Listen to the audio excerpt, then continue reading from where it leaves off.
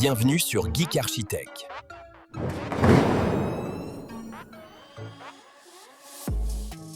Salut à toutes et tous. Bon bah il commence à cailler, il est temps de se réchauffer. On va donc faire une vidéo poêle à bois, ça fait un petit bout de temps que je n'ai pas fait des vrais, en dehors des shorts. On se lance dans l'aventure du premier feu de l'année. Cette vidéo là est destinée aux débutants, mais pas que. Même si vous n'êtes pas débutant, vous pourrez peut-être trouver des choses qui vous intéressent, j'espère. Après, le but c'est aussi de passer un bon moment auprès du feu. Je prétends pas d'être un expert, ça fait quand même quelques années que je fais du feu de bois.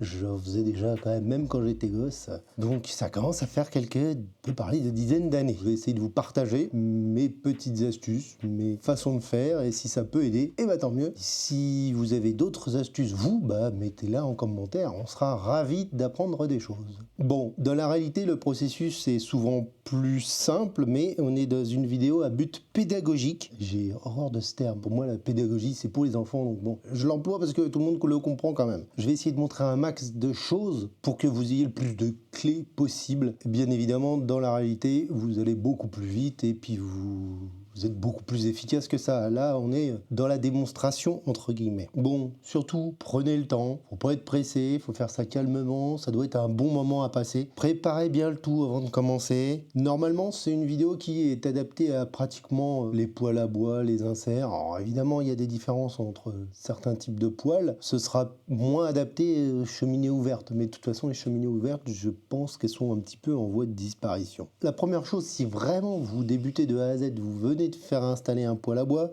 consultez votre mode d'emploi. Oui, il y en a toujours un qui est fourni avec. Il faut bien connaître votre poêle, il faut savoir comment il fonctionne. Je ne vais pas pouvoir expliquer pour chaque poêle. Je peux expliquer pour le mien, je peux expliquer en global, mais je ne peux pas partir sur chaque petite spécificité. Je pense par exemple à mon poêle, c'est de la marque Aduro. Il a son système Adurotronic, là, et avec une clé et tout ça. C'est un peu spécifique, mais j'en parlerai forcément puisque c'est celui que j'ai. L'Adurotronic, c'est un système de régulation de l'air qui referme automatiquement les arrivées d'air et qui ne fonctionne plus d'ailleurs chez moi. Bon, puis il y en a certains qui ont plusieurs entrées d'air, plusieurs molettes. Là, c'est à vous de voir comment ça fonctionne. Moi, j'en ai qu'une. Je pourrais pas vous aider là-dessus. Il y a pas mal de gens dans les commentaires des vidéos qui m'expliquent être un petit peu inquiets. Ils ont peur de partir quand ils font du feu, des choses comme ça. Voilà. Bon, si vous êtes inquiet ou stressé, il y a des solutions. D'ailleurs, j'en ai fait des tests, des détecteurs de fumée, par exemple, ou des détecteurs de chaleur, des choses comme ça, qui permettent de vous rassurer et de vous prévenir s'il y a un souci à distance. Ça, c'est quand même pas mal. Mais bon, le but, c'est surtout au début,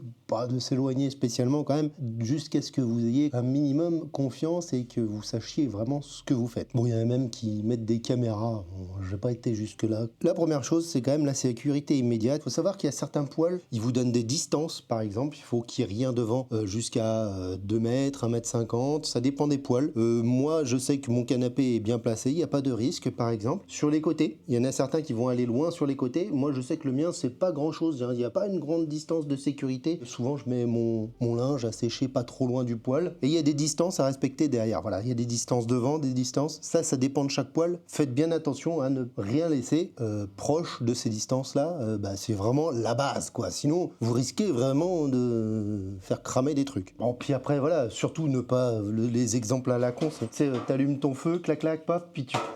Non, ça, faut pas. Hein. Ça, on laisse pas le briquet sur le poêle, par exemple. Ou la bouteille d'allume-feu, je sais pas, faut pas. Hein. Il y a quelques banalités quand même.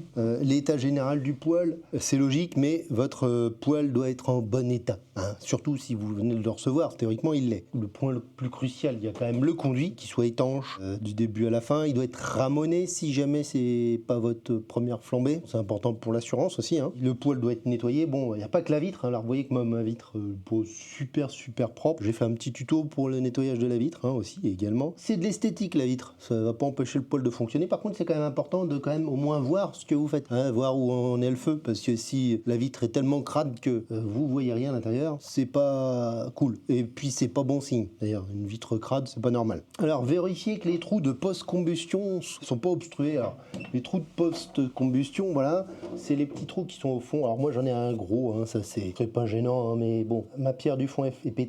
Voilà, mais vous avez des trous, faut pas qu'ils soient bouchés, faut que l'air passe correctement. Puis voilà quoi. Vérifiez que tous les joints sont en bon état, ça c'est important. Faut surtout que le joint de pourtour principal soit encore bien étanche. Bon, puis dernière chose, le bac à cendres, hein, là. faut qu'il soit vide. C'est vraiment important ça. Bon, faut pas forcément le vider à chaque fois, mais faut savoir que, vous voyez que là, le bac à cendre, s'il est trop rempli, ça empêche l'air de passer en dessous. Donc c'est pas forcément très bien. Voilà. Bon bah écoutez, on va passer à la mise en place un petit peu. L'idéal pour être bien tranquille, chill, la première fois que vous faites du feu, ou même si vous avez l'habitude, hein, c'est toujours bien de préparer un petit peu les choses à l'avance, chose que je n'ai pas fait, bien évidemment. Donc on va le faire ensemble. L'idéal, c'est d'avoir de l'allume-feu, le bois. C'est bien d'avoir du bois, si possible de l'avoir rentré en avance pour qu'il ait pu se débarrasser des dernières petites possibilités d'humidité superficielle. Côté sécurité, prenez un gant. Hein, bon, bien évidemment, je n'en ai pas. Bah oui, parce que le feu, ça peut faire bobo. Prévoyez pourquoi pas des petits accessoires, voyez, voilà, des trucs un petit peu de ce genre-là, ça peut être pratique pour nettoyer. Vous avez la pelle, vous avez la pince, ça je m'en sers absolument jamais. Je sais même pas comment elle marche d'ailleurs. Ça peut servir à gratter le bois éventuellement, ce truc-là. Ça, c'est vraiment bien pratique. Bon, c'est des petites choses à avoir, pas forcément indispensables, mais c'est quand même bien d'avoir ça. Bois bien sec, je l'ai déjà dit plein de fois dans mes vidéos, je le répète, il faut du bois ultra sec. Alors si vous n'êtes pas sûr qu'il est sec parce que vous l'avez commandé, des choses comme ça, vérifiez avec un testeur. L'idéal c'est quand même d'être en dessous des 20%. 14%. Là, je l'ai fendu, 14%. Ah ouais, non, mais là, ça, c'est du bois formidable. Vous l'entendez rien qu'au bruit quand je le jette. La taille des bûches, il faut plusieurs dimensions à votre disposition, des grosses, des moyennes et différentes tailles. Et puis de l'allume-feu. Alors bon, l'allume-feu, vous pouvez l'acheter.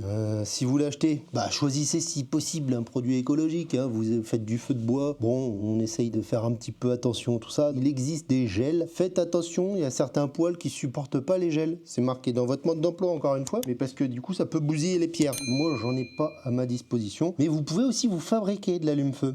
Bon, il y aurait des tutos à faire, on va passer rapidement sur ce qui est possible de faire. Tout simplement de prendre du journal. Hein. Alors moi je déteste le journal parce que tu mets le journal. Déjà quand on fait l'allumage inversé comme j'aime bien, il n'y a plus beaucoup de place en haut pour mettre le journal. Le journal en fin de compte disparaît rapidement et puis au final ça pue, ça vous fait plein de petites cendres dégueulasses un petit peu partout. J'aime pas du tout le journal. Surtout pas de papier glacé. Attention, quand je dis du journal, c'est vraiment du journal, mais surtout pas glacé. Il y en a qui utilisent des pommes de pin, il y en a qui font des mélanges avec de la suure et de la cire, du liège et de l'alcool à brûler. Alors attention, quand vous faites des trucs avec de l'alcool à brûler, ou du coton et de l'huile, ou des choses comme ça, si c'est mal géré, ça peut être un peu dangereux, donc faut rester un petit peu attentif à ce qu'on fait. Puis sinon, vous débrouillez avec des petits copeaux de bois, puis voilà, on se démerde toujours pour l'allume-feu. Avant quoi que ce soit, vérifiez que, voilà, regardez, elle n'était pas ouverte à fond. Vous ouvrez tous vos trucs à fond. Si vous en avez plusieurs, vous les ouvrez tout à fond. Mettez votre poêle en position démarrage. Alors, faut distinguer deux types d'arrivée d'air. Il y a l'air primaire et l'air secondaire. L'air primaire, c'est celui qui souvent arrive par le bas et c'est de l'air froid, d'accord? Donc, c'est celui qui arrive par la grille en bas. Et l'air secondaire, c'est celui qui arrive par les trous de post-combustion là, et qui est utilisé qu'une fois que le poêle est vraiment bien chaud. C'est de l'air qui est réchauffé, ça évite d'envoyer de l'air froid dans le poêle et c'est beaucoup plus efficace.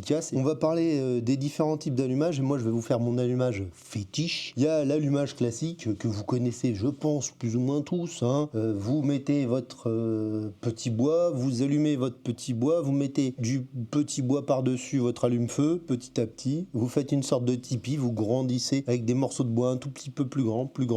Alors le souci c'est qu'à un moment vous mettez quand même des gros morceaux et vous avez plus de place pour mettre les grosses bûches. Moi c'est un des trucs que j'aime pas justement de ce type d'allumage là. Alors je trouve que ce type d'allumage il est peut-être vachement approprié par exemple pour les cheminées ouvertes dans les endroits où on a beaucoup de place, peut-être quand on a un grand insert. Moi je vais vous faire mon fameux et adoré allumage inversé. J'en ai fait une grosse vidéo, allez la voir. C'est un petit poil plus long, le poêle monte en température lentement, ça fait baisser le taux d'humidité des grosses bûches qui justement vont être attaquées dans de meilleures conditions, donc c'est plus efficace. Vous mettez les grosses bûches en bas, vous montez le tipi à l'envers en quelque sorte, des grosses bûches aux petites bûches et vous allumez par le haut les petites bûches qui vont réchauffer le poêle gentiment, doucement, et puis voilà. Bon, de toute façon on va le faire, vous allez comprendre. Bon, pour la mise à feu, écoutez, là je vais mettre en place mon truc et puis je vais vous montrer comment on allume. Alors normalement il faut quand même laisser un petit peu d'air passer. J'aurais pu mettre des bûches plus grosses en bas, faut pas que ce soit non plus trop dense parce que si l'air ne circule pas, ça fonctionne pas.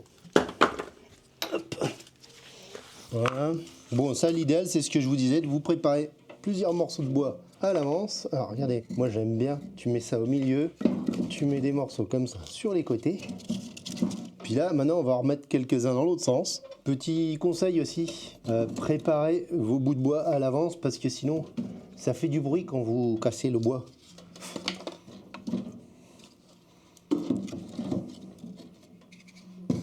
Voilà. Voilà, bon bah là, en gros, regardez, si je veux l'allumer avec du papier, j'ai plus beaucoup de place, hein, vous comprenez. Donc là, on va mettre un petit peu de petit bois. Alors moi, j'aime bien garder les écorces, une fois qu'elles sont bien sèches. Pour allumer le feu, c'est pas mal du tout, je trouve. Regardez, je mets un petit bout d'écorce comme ça au-dessus. Et en fait, l'écorce va me faire un petit peu office d'allume-feu. Je me suis fait j'ai des petits morceaux de, pareil, d'écorce, de brindilles. Regardez. Franchement, je me suis pas pris la tête. Hein. Alors l'avantage, c'est que vous avez beaucoup de bois et qui va pas partir à toute vitesse. Cette première flambée va durer super longtemps. J'ai quelques chutes, c'est des trucs là de bois densifié. Vous en mettez un peu en dessous, voilà. Et normalement, ça devrait le faire. Dans le cas de mon poêle, j'ai besoin de la petite clé. Et maintenant, il me faut mon allume-feu. Il fait quoi? Vous êtes prêts? On est parti.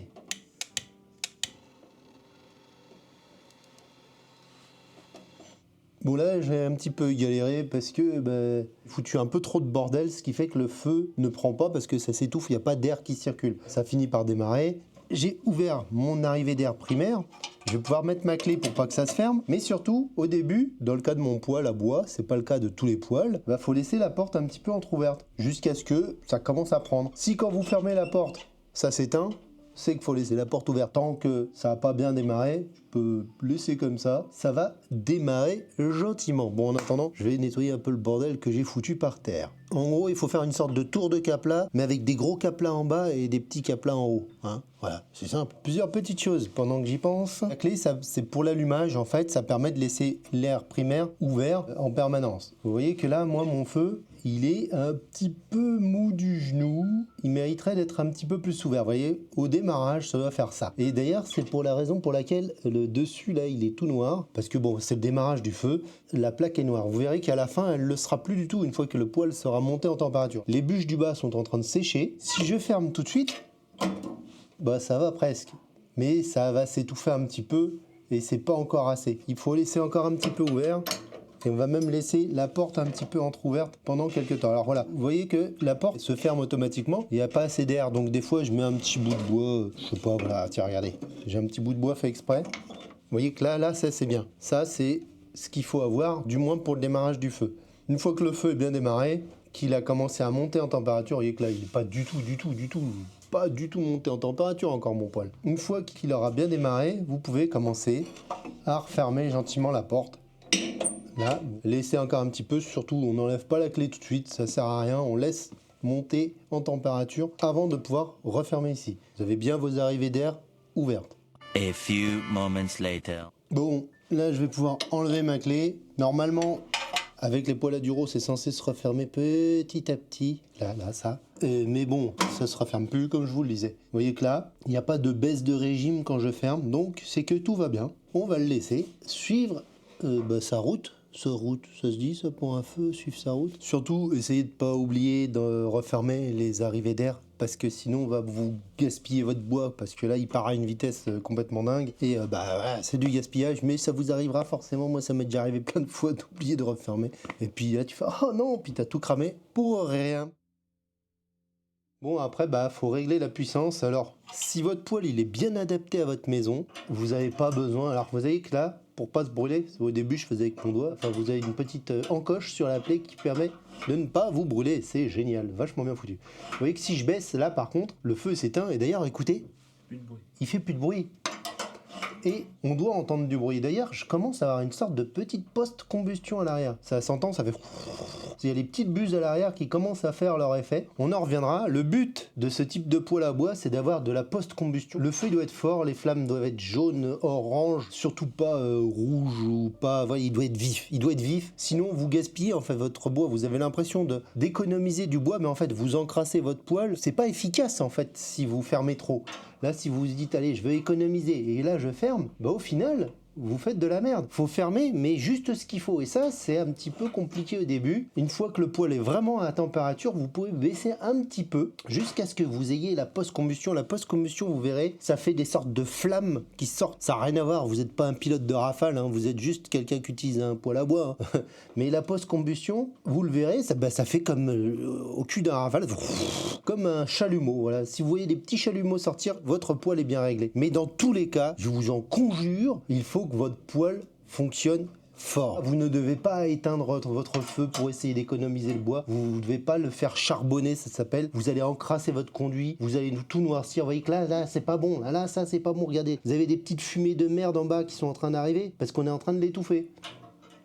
Surtout au début, pendant un bon petit bout de temps, vous laissez à fond. Éventuellement, vous baissez un petit peu jusqu'à arriver à la post-combustion. Là, vous entendez le petit... Et bien ce petit vous devez l'entendre et c'est bon signe. Donc là j'ai baissé un tout petit peu et vous pouvez baisser tant que vous entendez et tant que c'est vif. Voilà. Si vous avez un doute, laissez grand ouvert. Mais en fait la post-combustion permet de brûler les gaz qui sont émis par le bois. Vous voyez que là il n'est pas encore à bonne température, j'ai encore trop de petites fumées en bas. Mais ces petites fumées, c'est le bois du bas qui est en train de sécher, c'est-à-dire qu'il n'a pas commencé à brûler le bois en bas. C'est l'avantage de ce top-down, cet allumage par le dessus. Là il y a le dessus qui brûle, pendant que ça brûle, le poêle monte en température et mes bûches les plus importantes sont en train de se mettre à température pour être bien brûlées, bien proprement. On entend bien le petit bruit, c'est nickel de chez nickel. Et là, c'est le moment de se servir un petit verre de whisky. Et de profiter du feu parce que ça commence à être bien. Vous pouvez vous réchauffer le cul aussi, là je vous montre les mains, mais... Allez, bon là, le bas est rarement chaud. Ah, là, ça y est. Eh, je peux plus mettre ma main là. Ici, c'est alors là, la vitre, tu fous ton doigt sur la vitre et il y a un morceau de doigt qui reste dessus. Vous voyez que le noir est en train de disparaître. Alors, il y a des méthodes pour savoir si votre feu fonctionne bien. C'est entre autres regarder vos fumées. Vous allez voir que quand vous allumez votre feu, les fumées vont être denses, elles vont être épaisses, noires éventuellement. Normalement, quand votre poêle est vraiment à température, j'ai fait des petites vidéos là-dessus aussi, vos fumées sont transparentes, on voit quasiment rien. Ça doit presque pas faire plus de fumée que votre chaudière condensation, par exemple. Ça doit être des fumées transparentes. Vous ne devez pas avoir des grosses volutes de fumée, sinon c'est qu'il y a un souci. Ça commence à irradier bien, hein. Le poêle est vraiment en train de monter en température. Les bûches du bas sont toujours pas attaquées. Il y avait une astuce, alors j'ai foutu l'astuce en l'air. À une époque, j'avais un petit ventilateur que j'avais acheté sur Amazon. Je peux vous faire un lien si vous voulez en acheter un. Je vous le dis tout de suite, le ventilateur, au niveau ventilateur, il ne sert à rien, mais absolument à rien. C'est inutile, ça ne ventile que dalle. Vous pouvez en prendre un gros, tout ce que vous voulez, ça sert à que dalle. C'est du mort moelleux, c'est inutile. Mais ça sert quand même à une chose. Il permet de savoir si votre poêle il est chaud ou pas. Quand votre poêle est vraiment chaud, le ventilateur tourne vite. Et moi, mine de rien, en fonction de la vitesse du ventilateur, je savais s'il fallait ou pas que je remette du bois. Je commençais à voir qu'il tournait quasiment plus. Ah, c'est le moment de remettre du bois. Franchement, cette petite méthode de surveillance avec le ventilateur, je l'aimais vraiment bien. Après, j'ai fait tomber le ventilateur et franchement, il aime pas du tout tomber. Le ventilateur, c'est pas fait pour tomber. Vous pouvez sinon aussi surveiller toutes les 15 à 30 minutes. Voilà, de temps en temps, vous n'êtes pas obligé de rester comme moi devant. Hein. Là, je reste parce que je vous explique des trucs. Mais sinon, vous allez bouffer, vous revenez. Si vous êtes un peu tête en l'air, vous mettez un petit timer. Hein. Bon, abusez pas du whisky parce que sinon, vous allez vous endormir dans le canapé. Puis du coup, vous allez vous réveiller et le poêle, il va être tout froid et vous êtes bien dégoûté.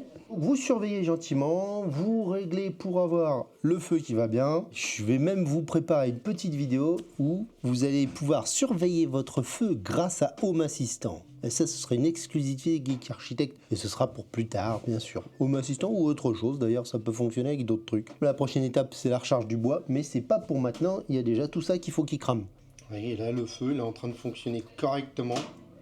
D'ailleurs, écoutez le bruit. Je suis en train de me brûler.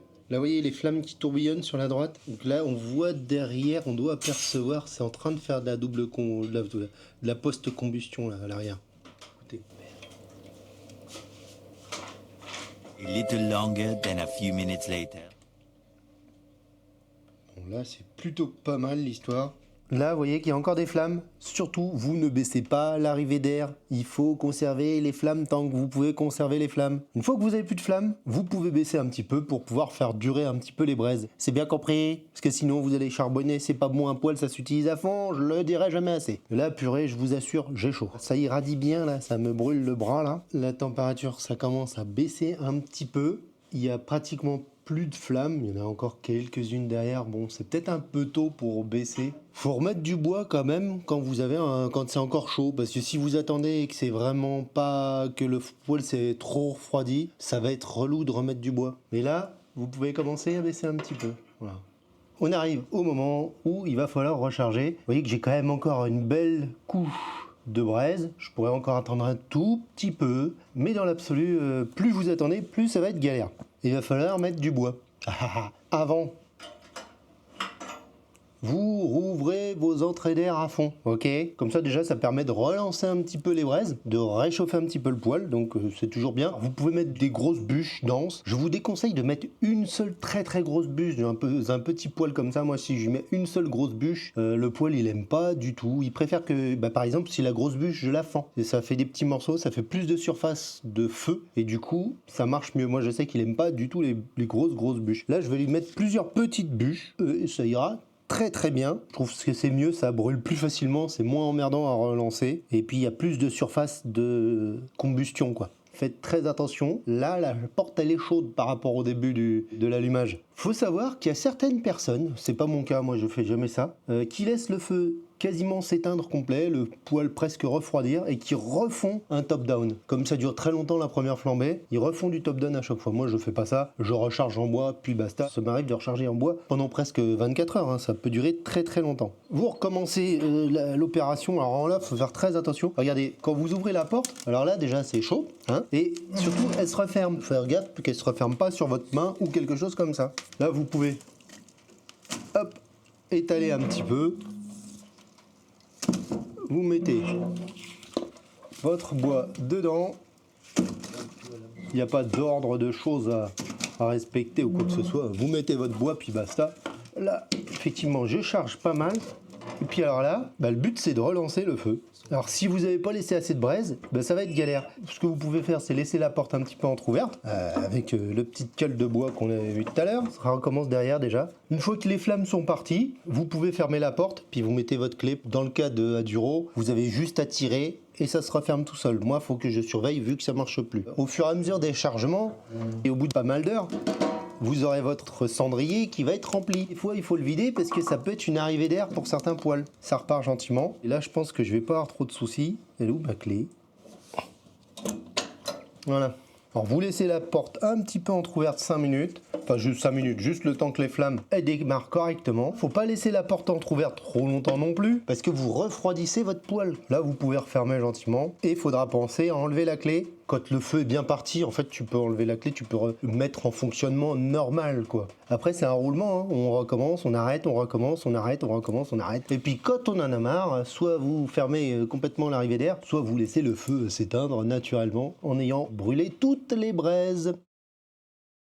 La petite conclusion, qu'est-ce que je vous avais dit? C'est un petit peu comme pour tout, je sais que des fois on galère. Je ferai peut-être une vidéo explicative pour parler des difficultés éventuelles. Parce que des fois ça marche pas, on sait pas pourquoi. Ça peut être le bois qui est pas sec, ça peut être un tirage inversé. Il peut y avoir plein de raisons, on va pas les aborder maintenant. Puisqu'on est à la conclusion, on va pas repartir sur autre chose. Surtout, vous mettez pas la pression. Ça doit être un moment de plaisir, de tranquillité pour tout le monde, pour vous qui faites le feu, puis pour les gens qui profitent à côté, hein, puis les animaux qui profitent aussi de cette chaleur chaleureuse. Ouais, je sais, c'est débile. Mais c'est vrai, hein, c'est une chaleur chaleureuse quand même. C'est pas pour rien qu'on appelle ça un foyer. Et la vie est assez stressante. Profitez-en pour justement prendre du plaisir, hein, mon gros toutou.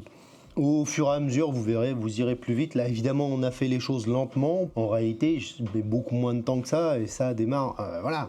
Évidemment, vous finirez ici par y arriver. Ou peut-être même, vous êtes beaucoup plus rapide que moi parce que vous avez d'autres techniques et j'attends vos astuces en commentaire. J'espère que ça vous a servi. Mettez le petit pouce qui fait plaisir. Abonnez-vous. Comment ils disent les autres youtubeurs? Ça m'encourage. Main sur le cœur, ça m'encourage. Non, c'est pas que ça m'encourage, c'est que ça fait super plaisir de voir la chaîne entre guillemets grandir. Hein. Je n'ai pas non plus énorme, mais oui, il a raison. Là, regardez, il est beau le feu, on peut enlever la clé et on peut fermer. Et là, le poêle, il est parti pour une deuxième fournée. Abonnez-vous si le cœur vous en dit. Merci à toutes et à tous d'avoir été jusqu'au bout. Je vous dis ciao, bye bye les gens.